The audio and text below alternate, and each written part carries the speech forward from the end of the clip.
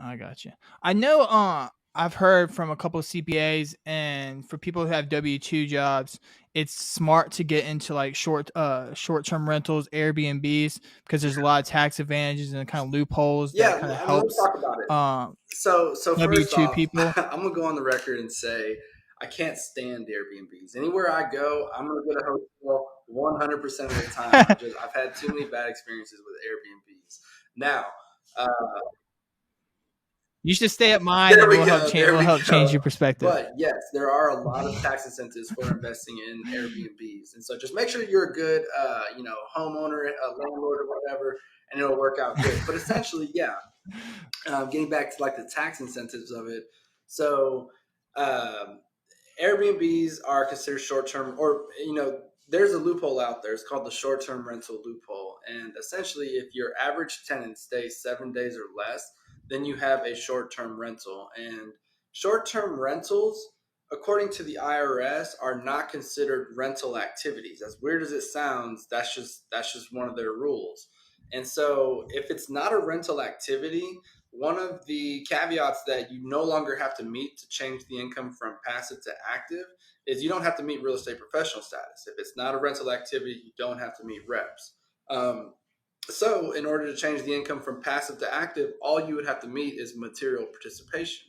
So, a lot of high earning W 2, taxpayers, they'll go and buy a short term rental and they'll meet material participation in that property, and then the losses from that property can offset their W 2 income. So that's been a relatively new thing that has popped up, over the past few years with the rise of Airbnb.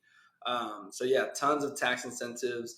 There's a few other things that you need to keep in mind. For example, short-term rentals. So residential property in general has a depreciation life of 27 and a half years.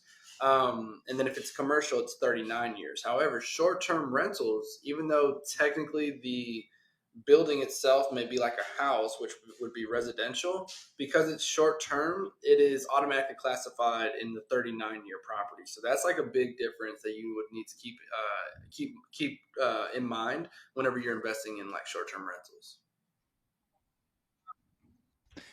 So for the person to do that, they have to be actively managing it like themselves, like a super host or something like that. They have to Yeah, actually manage it themselves, right? I'm gonna say yes on the podcast just because it's almost impossible to meet material participation if you have a property manager. However, there are always those special circumstances where you do have a property manager and somehow you still meet material participation. But for 99.9% of people out there, if you have a property manager, you are almost certainly not going to meet material participation. So that's just, yeah, that's a really good point to Yeah.